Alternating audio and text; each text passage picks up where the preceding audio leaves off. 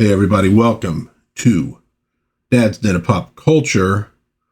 We got a new release from the Rippaverse, the Horseman.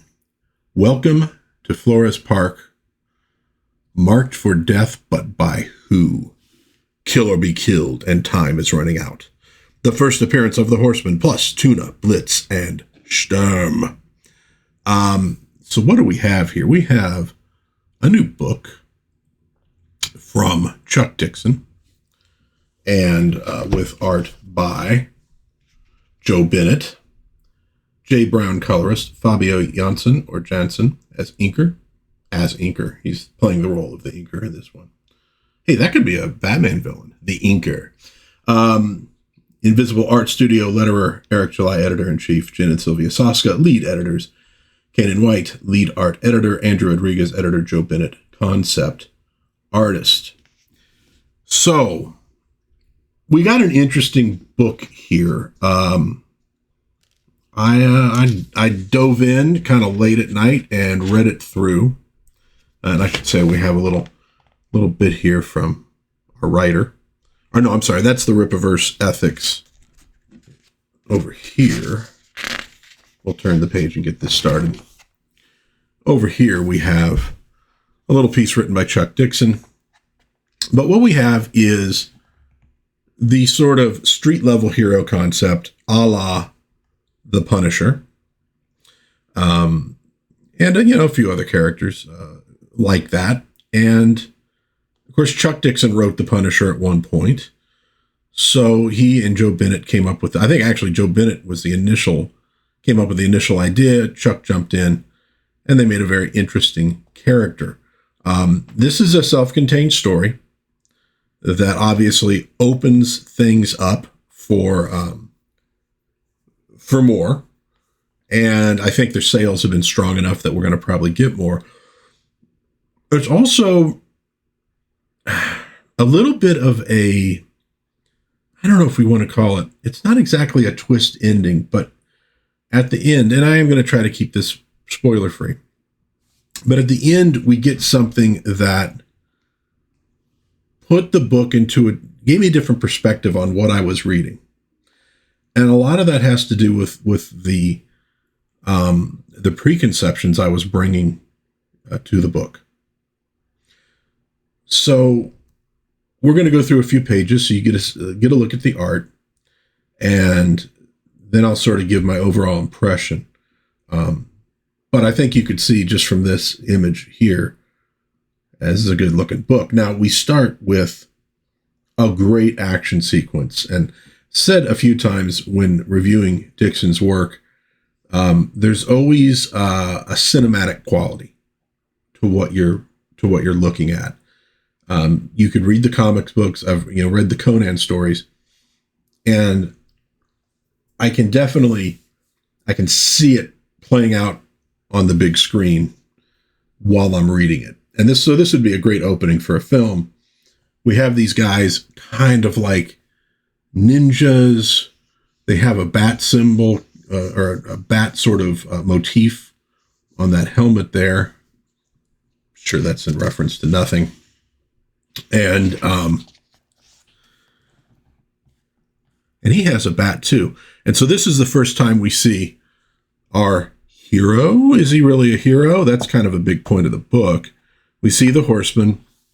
He's on top of this train fighting these essentially ninjas. And let's get a bit of a close up here. Let's see if we can do it and keep it in focus relatively.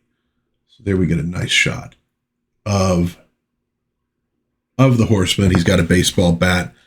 He's going to lose that during the fight. And so this first sequence kind of gives you a bit of a clue as to what you're going to be getting in this book from this character. If you come into it thinking established hero, and they do definitely establish that what he's doing, what is happening here, is the result of what he's been doing in Chicago. So you know that he has some experience. This isn't the first time he's walked out wearing his armor, his costume. And so you go, okay, experienced hero.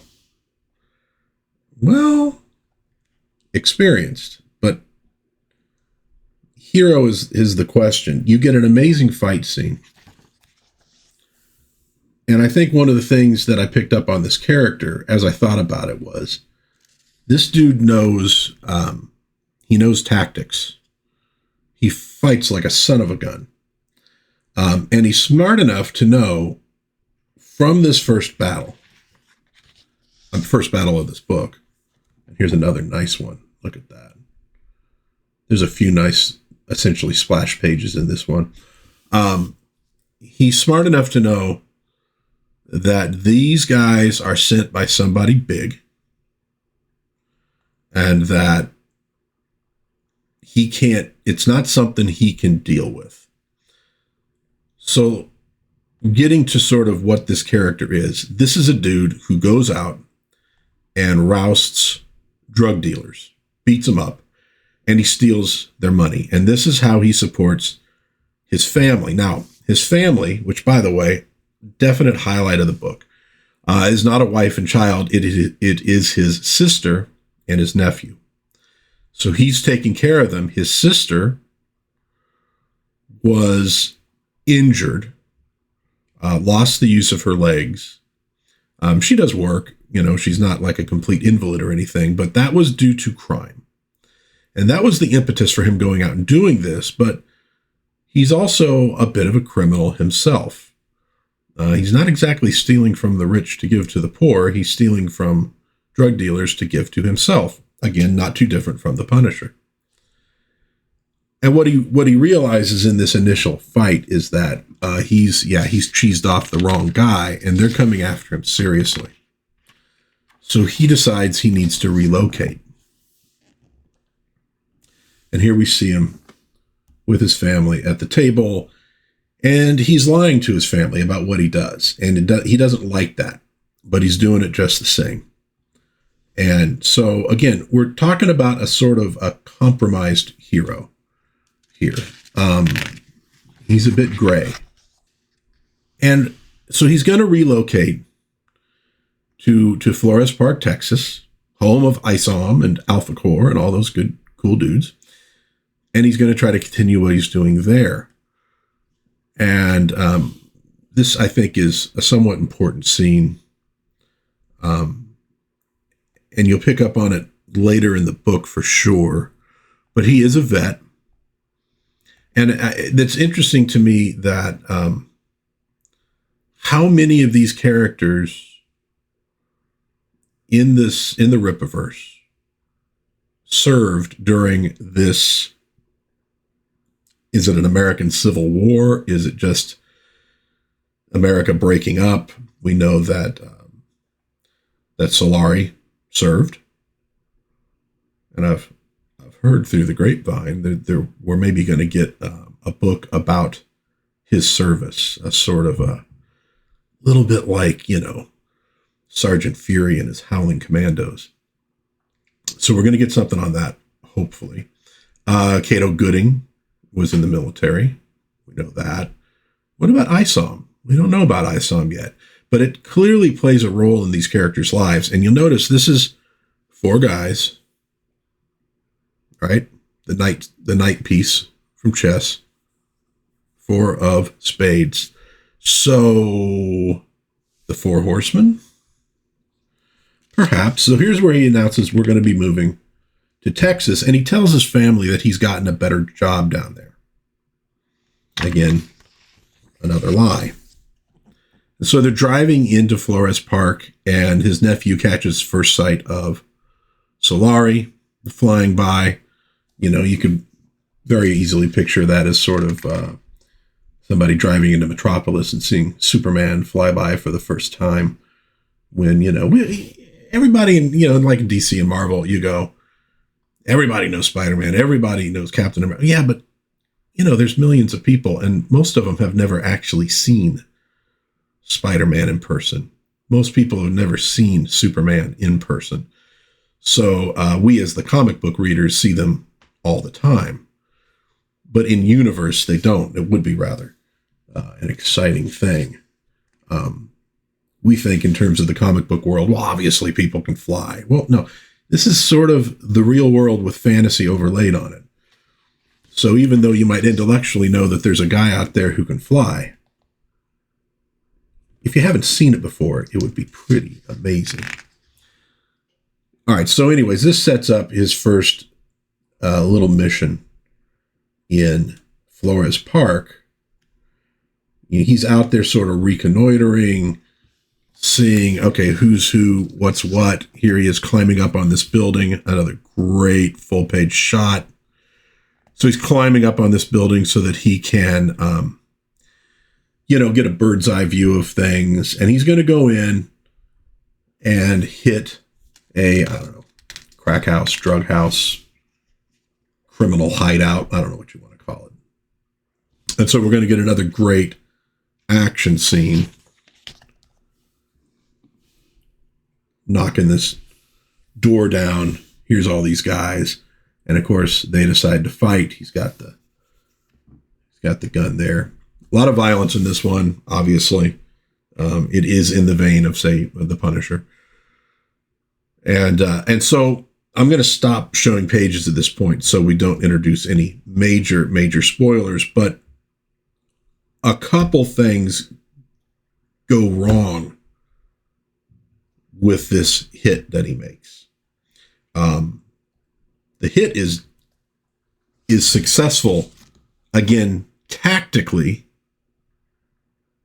but it's kind of a mistake strategically. And that's sort of the point of this character, that what you're getting, this book, once I got to the end and I wrapped it all up, because there was a moment at the end where I'm going, well, I'm not sure about that. And then the brain kicked in and said, well, actually, yeah, that's exactly how it should have worked. And here's why. So in this introductory Horseman, what we're getting is we're getting the origin, but we are also seeing the creation of a hero. We do get some cool characters. We got this tuna guy who is like, crime boss, basically controlling the drug trade. We got, let me see. And I think Blitz and Sturm, who are genuine neo-Ratsies. I know that the one word can cause issues on YouTube. But interesting characters, superhumans. They give him a hell of a time. We get some cameos, obviously, from Alphacore and some others. A lot of great action, great art, well written, establishes good characters, good support characters for him, gives him a place in the world, and sets up the opportunity for more really fun books. So, in the end, yes, I am a fan of The Horseman. I liked it. I liked the book. I think it's a good book. I think it's the start to a potentially great series of stories about this character. And I really do hope we see more. Like I said, the sales, I believe, pretty strong. So I think we will be seeing more. And God knows Chuck Dixon can sure knock him out. Hey, for all we know, Chuck Dixon has 30 Horseman stories already written. I know he likes to work ahead. So Bennett's just going to have to get busy drawing some stuff for us. But it's a good character, and it's a good introduction to life in a city of superpowered heroes and villains for a guy who's not superpowered. So folks, that's The Horseman. It's a good story. Give it a look. If you've already read it, let me know what your thoughts are in the comments. I'd love to hear what you have to say. If you have any questions, feel free to ask them, and I'll do my best to answer them without creating any spoilers. If you enjoyed this review, please like, subscribe, share with a friend. In the meantime, God bless everybody. Please be kind to one another. Have a little bit of fun out there. Let's see. I think there's a picture at the end here. Yeah, we could show that off. That ain't giving anything away. Look at that. Very groovy. So have a little bit of fun out there, and I will see you hopefully again soon in Dad's Den of Pop Culture. Bye-bye.